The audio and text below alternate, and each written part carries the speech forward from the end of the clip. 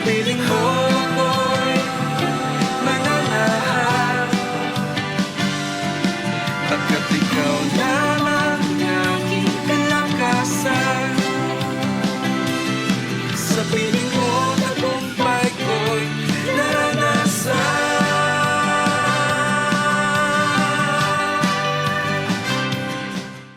Po na bago natin gawin ay tayo po muna ay manalangin. Dakilang Diyos, aming Ama, maraming salamat po sa mga pagkakataon na patuloy mong iniuunlad, iniaangat, Panginoon, ang level ng aming pananampalataya at sa pamamagitan ng pakikinig at pakikinig ng iyong salita, gaya po ng iyong sinabi sa Aklat ng Roma. Kaya ngayong umaga, narito po ang aming puso, Panginoon. Patuloy niyo po kaming katagpuin. Banal na Espiritu ng Diyos, inaanyayahan po namin kayo na kayo pong manguna sa aming maiksing pag-aaral. Salamat po. Pagpalain niyo po ang bawat isa sa mga tagapakinig ng inyo pong programa sa araw na ito sa pangalan ni Jesus. Amen. Amen.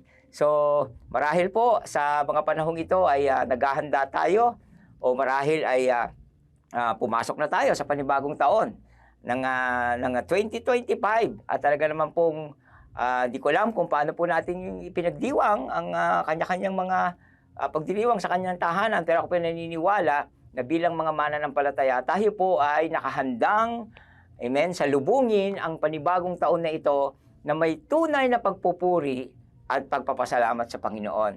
At yun nga po, paalala po, ano po, kung ito po ay hindi pa nangyayari, ay naway iwasan po natin ano po, yung mga paggamit ng mga bagay na maaring makasakit sa ating katawan. Sa halip, ito po ang magandang balita. Ano po, dahil meron po talagang mga biblical firecrackers na pwede nating gamitin sa panahong ito ng pagdiriwang ng bagong taon. Kaya nga po, nais ko pong ipahatid sa inyo na kinakailangan itong taong ito ay talagang nagniningning, nagliliwanag ang ating mga pananampalataya sa Panginoon. At yan po ay nais kong padagdagan pa ano po ng mga kaalaman, ano pa yung mga dapat nating gawin ano po para maging masigla ang ating pagpasok sa bagong taon na ito. Naalala ko po yung kanta ano po, yung for old lang signs should all acquaintance be forgot and never brought to mind. Yan po yung isang napakagandang gawin nitong bagong taon ano po bilang pagpapasiklab ng ating pananampalataya sa Panginoon. Kinakailangan nga no, gaya ng sinabi ni Apostol Pablo sa Pilipos, Kabanatang 3, na kalimutan na natin ang nakaraan. At higit pa sa lahat, karagdagan nito ay ang matuto tayong magpatawad. Yes po, bago tayo pumasok ng panibagong taon, kalimutan na po natin ang lahat ng mga pangit na nakaraan, ang mga hindi magandang pangyayari sa pagitan ng ating mga relasyon o sa ating buhay man. Kalimutan na po natin ito at simulan na po natin ang panibagong taon ng may totoong repentance sa ating mga puso. Yan po isang paraan ng masiglang pagpasok sa taong ito. So, turning away from sin, kalimutan na po natin yan. Yung mga bagay na pinaglalabanan natin, yung mga tukso, ayan po, itong panibagong taon na ito, mag-focus na po tayo sa ating paglilingkod, sa ating pananampalataya. Fix our eyes unto Jesus, sabi nga po ng kanyang salita. The author and finisher of our faith. So, ihanda na po natin ang ating mga puso itong 2025. Dahil ang JCSGU po ay talaga nagdideklara that 2025 is a better year sa ating lahat ng mga nagmamahal sa ating Panginoon. So yun po yung una, no? Kinakailangan patuloy na tayong tumalikod sa mga maling gawa natin sa buhay at magsimula tayong patuloy na sumunod sa mga kautusan ng ating Panginoon. Then, itong taong ito, ating pag-alabin, ano po, yung banal na Espiritu, yung bautismo na binigay sa atin ng ating Panginoong Hesus. Tandaan po natin bilang mga mananampalataya, tumanggap tayo ng kapangyarihan ng Diyos at iyon ang pasiklabin po natin. Ano po? Kagaya ng ginawa ng Panginoong Hesus nung siya nagpunta rito sa lupa, nangaral siya, nagturo siya, nagpakain siya, gumawa siya ng maraming himala. Ano po? At yan din po ay taglay natin. Kaya exciting po itong 2025. Ako pinaniniwala na marami tayong masasaksihang mga dakilang bagay na gagawin ng Diyos sa ating sarili, sa ating pamilya, sa ating ministry, at sa mga taong nakapaligid sa atin. So, ayun ang pasabugin natin, yung baptism of the Holy Spirit, baptism by fire. Pangatlo, gawin din po natin, po, siguro ito'y kinakailangan talaga na ginagawa ng mga mananampalataya, yung ating evangelism. Po, fiery evangelism this year 2025. Yan po, patuloy po nating ibahagi ang salita ng Diyos sa ating mga kaibigan, sa lahat ng mga taong nasa ating paligid. Dahil alam naman po natin, sabi ng salita ng Diyos, kapag ginagamit ka ng Panginoon na magpalakas ng iba, ikaw rin mismo ay napapalakas nito. Kaya yan po, ngayong taong ito, naway walang may iwan po. Lahat po tayo ay uusad sa paghahayag ng salita ng Diyos, sa pag-usad ng Ebanghelyo, upang ang buong bansang Pilipinas ay masakop, no po, at maging mapasa ilalim ng paghahari ng ating Panginoong Hesukristo. So, evangelism po. Tandaan po natin yan. Ang pangatlo po natin, ha. At pang-apat naman po, sabi ng Panginoon ay kinakailangang patuloy tayong maging, hallelujah, mag-endure sa mga trials. Alam niyo po, talagang 2025, meron pa rin mga trials na darating, ano po, sa ating mga buhay. Pero sabi ng Panginoon sa kanyang salita, okay, so mga minamahal, huwag kayong magtaka sa mabibigat na pagsubok na inyong dinaranas na para bang ito'y di pangkaraniwan.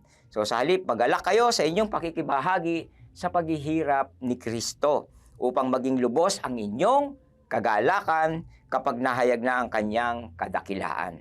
So tingnan niyo po, kapag dumadaan tayo sa maraming pagsubok, nandiyan naman talaga ang ating Panginoon.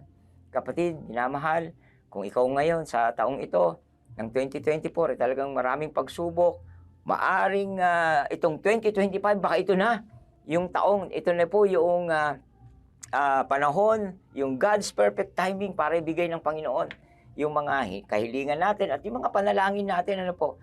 At yan po yung angkinin na natin dahil tapat ang Diyos na hindi siya sumisira sa kanyang pangako. So, tandaan po natin, may mga trials, pero ang mga mananampalataya na sinasamahan ng Diyos, hindi uurong sa anumang uri ng pagsubok. Okay? So, let us persevere, no po, through hardship. Talagang may mga kahirapan na tayong babatain o haharapin, pero ang Diyos po hindi nauubusan ng resources, ng provision, ng lahat po ng pangangailangan natin bilang mga mananampalataya. At talagang nakita ko po talagang napakabuti ng Diyos. Amen? Na patuloy na tumitingin sa atin. Ano po? At sabi nga po niya, hindi niya inaalis ang kanyang paningin sa kanyang mga anak na sumusunod sa kanyang kalooban. Kaya itong 2024, kami po ng staff ng araw-araw ng pagpapala sa lahat po ng mga pastor, especially po kay Bishop Vicky na nangunguna po sa amin, ang aming technicals na kasama po dito na talagang nagpapagal sa Panginoon, si Brother Kevin at si Brother Marcelo, lahat po ng staff ay bumabati po talaga sa inyo ng maligayang bagong taon. Kaya para harapin natin ito ng punong-puno ng kasiyahan, tayo po'y manalangin sa Diyos. Aming Ama, sa araw na ito, kami po'y dumudulog sa inyo. Patuloy na nagpapasalamat, Panginoon, sa kabutihan mo, sa nakaraang isang taon na muli, Panginoon, ang 2024 na kung saan, Lord, nandoon ang iyong katapatan sa aming mga buhay.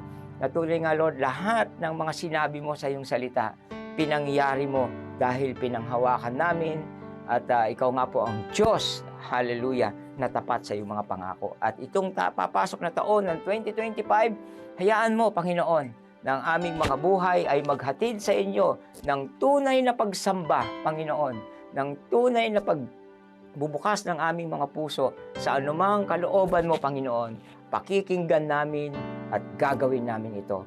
Kaya salamat po sa 2024 at sa 2025 na parating, Panginoon. Ngayon pa lang nagdiriwang na kami. Inihahatid na namin, Lord, ang aming walang patid na papurit pasasalamat sa iyo dahil wala kang katulad. Ikaw lamang at ikaw lamang ang aming pasasalamatan sa lahat ng bagay nito. Kaya purihin ka, O Diyos, pagpalain niyo po ang inyong mga anak. Panginoon, ang bawat isa sa amin, Lord, sa gawain ito ng pakikinig ng araw-araw na pagpapala. Hanggang sa susunod na taon, Panginoon, mas maraming pagpapala ang aming matatanggap dahil tunay ngang napakabuti mo araw-araw sa aming mga buhay. Ito po ang aming deklarasyon at panalangin na may papurit pasalamat sa pangalan ng Panginoong Hesus. Ang lahat ng pinagpala ng Diyos sa taong ito ay magsabi po ng Amen. Amen. Happy New Year po sa bawat isa. Hanggang sa susunod na taon muli. God bless you and Shalom.